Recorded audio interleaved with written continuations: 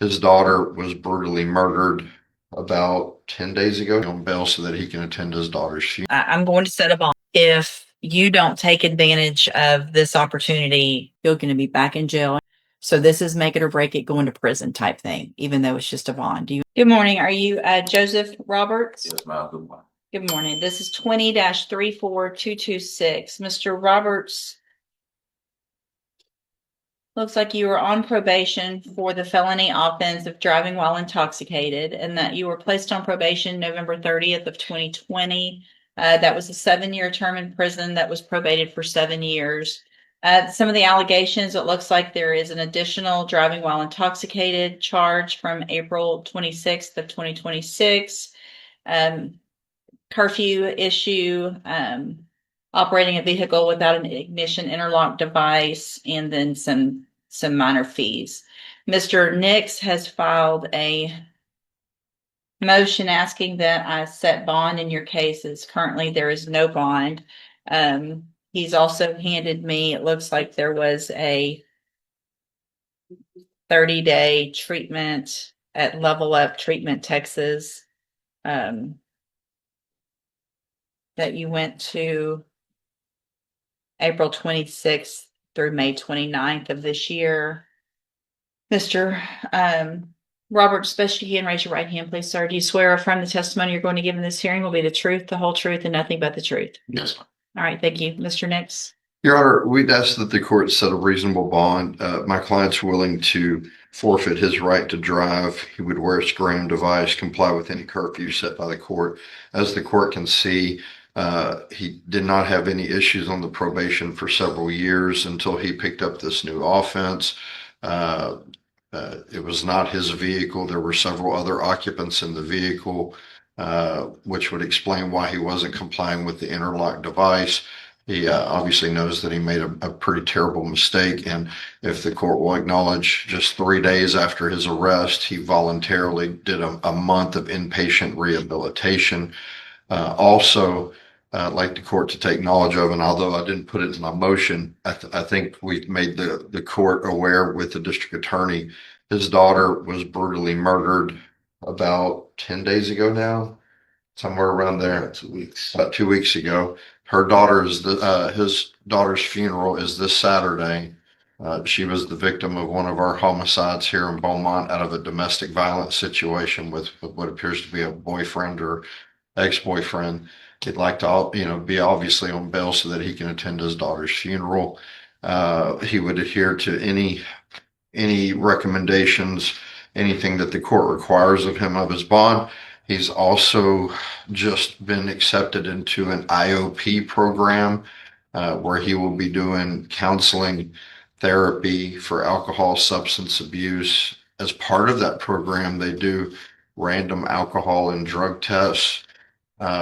This is something that his insurance offered him after finding out about his daughter. So not exactly related to the DWI, but it's related to finding out that his daughter was murdered in the way she was murdered. He's taking advantage of that. Obviously, he doesn't want to have an episode where he falls off given what his family's going through. He is not the sole provider of his family, but he is the main provider of his family. They have 2 homes, one home that they live in, another home that they haven't been able to sell. So they have 2 mortgages to pay for and bills. Is that correct, Mr. Yes, sir.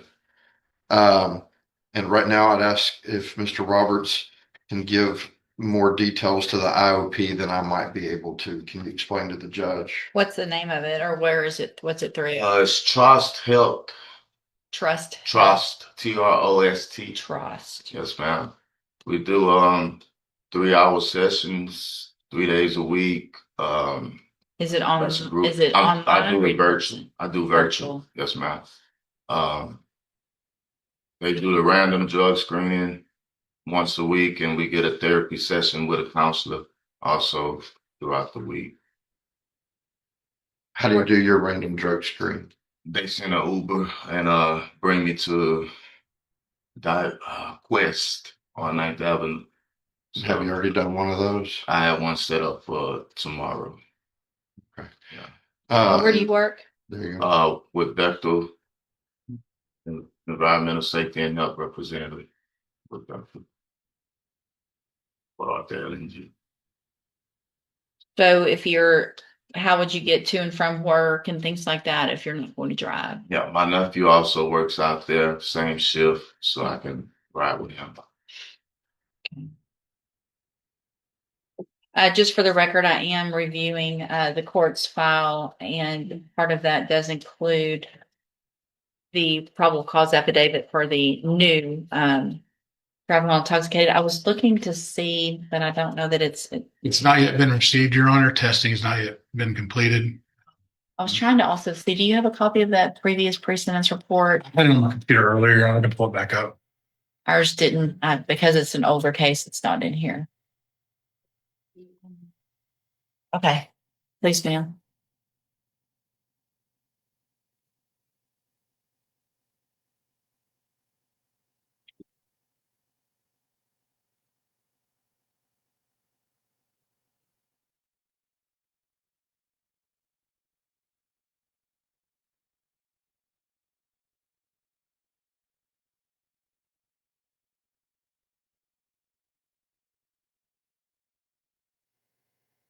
I guess an issue that I have that we're going to have to talk about. So Mr. Roberts signed a no driving agreement with probation March 19th.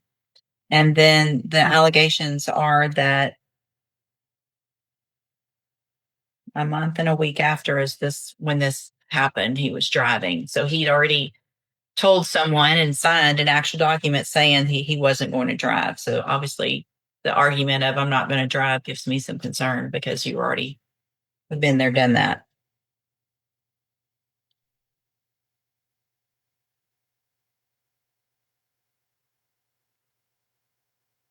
How many set of keys do you own? Up to your No, car? just that's I have one. My wife now. For the same car? Yes, sir. We'd be willing to turn over both sets of keys. Wasn't driving his car on this date. Fair enough, Judge. So I'm not saying I'm not going to set it a bond, but these are the concerns that obviously there was something going on that I'm not quite sure about, but obviously there was something going on for there to be a no motor vehicle drive form Yes, ma'am. signed a month before. So there were some concerns already. I have previous PSI. Sounds like it's coming as well over here. Thank you, Mr. Nichols.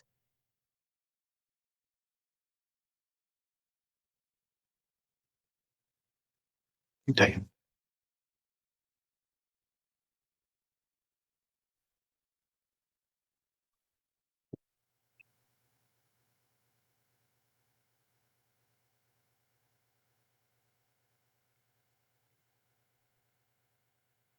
Mr. Nichols, what's your position? Judge, I'd reviewed Ms. Malfino's email correspondence with the court and with Mr. Nix talking about her position on this case. We are not opposed to a reasonable bond being set. Obviously, we have concerns, the same as the court with the driving. I believe a scram will take care of any concerns about substance abuse, but there's just not an easy way to be completely certain about the driving. Given the circumstances, given his willingness to do what he's already done and what he's going through, that's why the state does agree for a reasonable bond in this case, Your Honor. Okay, so Mr. Roberts, I want to make sure you understand. I'm going to set a bond, and if you make that bond, there will be some very specific conditions. Some of those conditions are conditions you already have on the probation. At this point, I understand that you're going through something very traumatic in your life, which tends to lead for people who have substance abuse or alcohol issues for those to get worse. If you don't take advantage of this opportunity while you're out on bond, I can assure you, you're not going to get any opportunity. You're going to be back in jail and you're going to be looking at going to prison for the 7 years that you've already agreed to on that underlying case and who knows what on the other. So this is make it or break it, going to prison type thing, even though it's just a bond. Do you understand? Yes, ma'am.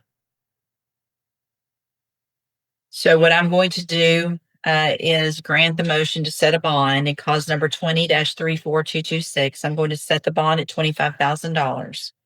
I am going to order as a condition of that bond that you wear a scram device at all times. If there is a positive alcohol screening, I will know about it. There will be a warrant. There will be no bond, and we'll be looking at that 7 years. It's that simple. Also, as a condition of that bond, you are not to drive any vehicle ever, period, under any circumstance. If you're with people and they're drinking, then you're not the one that drives. Y'all walk, y'all get an Uber, you do something else. You understand? Also, I am going to order as a condition of your bond that you, and really, I want it to be a condition of probation as well, to modify your conditions of the probation you're currently on, to order that you can continue that program, the IOP through Trust Health. I want proof of that, verification of that, since your probation officer each week or whatever you can do. If it's online, you should be able to print something out to send to them to show that you're doing the 3 hour meetings, as well as any drug or alcohol screen that you get done. You need to get those results also to your probation officer. Okay. Yes. So that'll be a condition of bond as well as your probation. Any other conditions that I didn't cover? Those are the ones that I was concerned about. I think that'll cover it. Okay. All right. So what we'll do, if you make that bond, you'll have another court date set. Stay in touch with Mr. Nix. He'll let you know when you need to be back here and in court.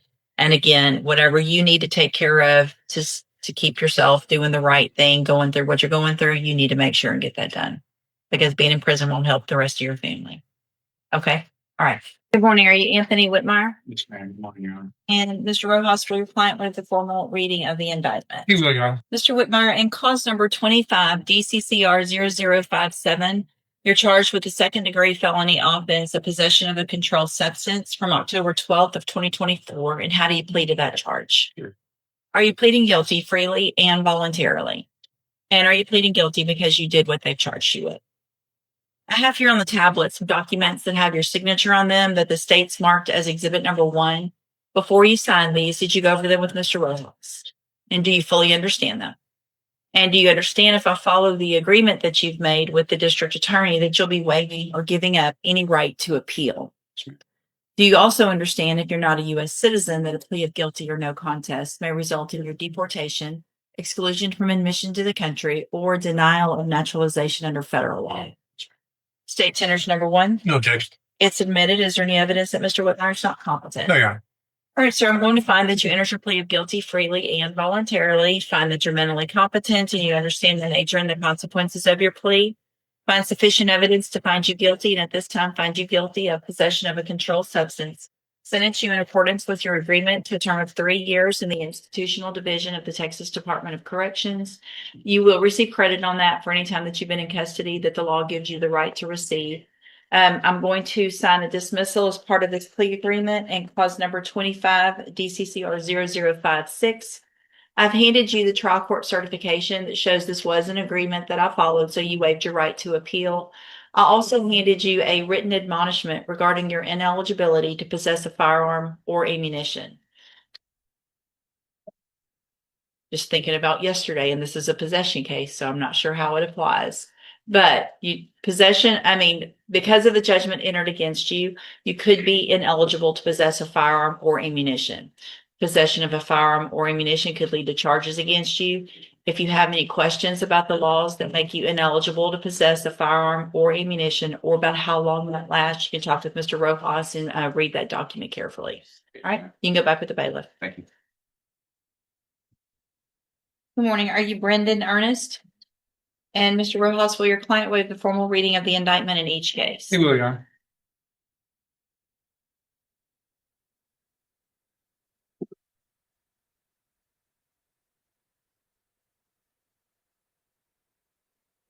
Right, Mr. Ernest, and cause number 26 DCCR 0429, you're charged with the first-degree felony offense of aggravated robbery, and that's from February 20th of 2026. And how do you plead to that charge?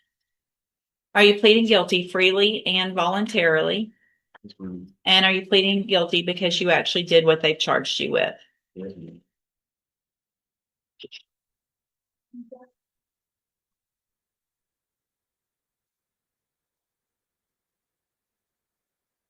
Then, let me take a second.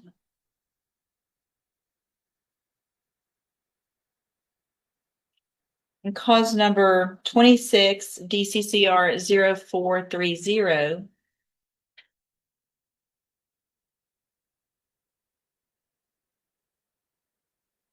You're charged with a third-degree felony offense of obstruction or retaliation from February 12th of 2026. And how do you plead to that charge?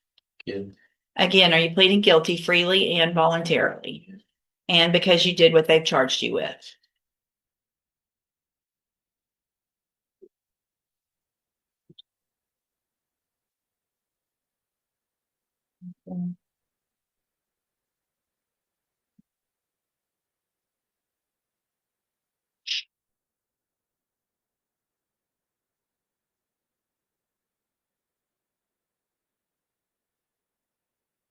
In cause number 26, DCCR 0908, you're charged with a second-degree felony offense of robbery, and that's from February 12th of 2020. And how do you plead to that charge? Again, are you pleading guilty freely and voluntarily? And are you pleading guilty because you actually did what they charged you with? In all three of these cases, I have here on the tablet some documents that have your signature on them that the state has marked as exhibit number 1. Before you signed these, did you go over them with Mr. Rojas? Do you fully understand them? Yes. And do you understand, if I follow the agreement that you made with the district attorney, that you will be waiving or giving up any right to appeal? Yes. So you can't change your mind if I follow the agreement. You understand? Yes. And it looks like the agreement that you've reached in all of these cases would be for 10-year deferred probations. There would be $500 fines in each case. There would be a dismissal in cause number 26, DCCR 0431, and you would be required to follow all the rules and conditions of probation. Is that your understanding? Do you also understand, if you're not a U.S. citizen, that a plea of guilty or no contest may result in your deportation, exclusion from admission to the country, or denial of naturalization under federal law? State tenders number 1 in each case. No objection. It's admitted in each case. Is there any evidence that Mr. Ernest is not competent? No, Your Honor. All right, sir, I'm going to find in each of your cases that you entered your pleas of guilty freely and voluntarily. Find that you're mentally competent and you understand the nature and the consequences of your pleas. Find sufficient evidence to find you guilty in each case, but I'm going to reset your cases for sentencing so that the probation department can do a pre-sentence report. That'll give me more information about you and your cases, and then we'll come back later for sentencing. Yeah. All right, you can go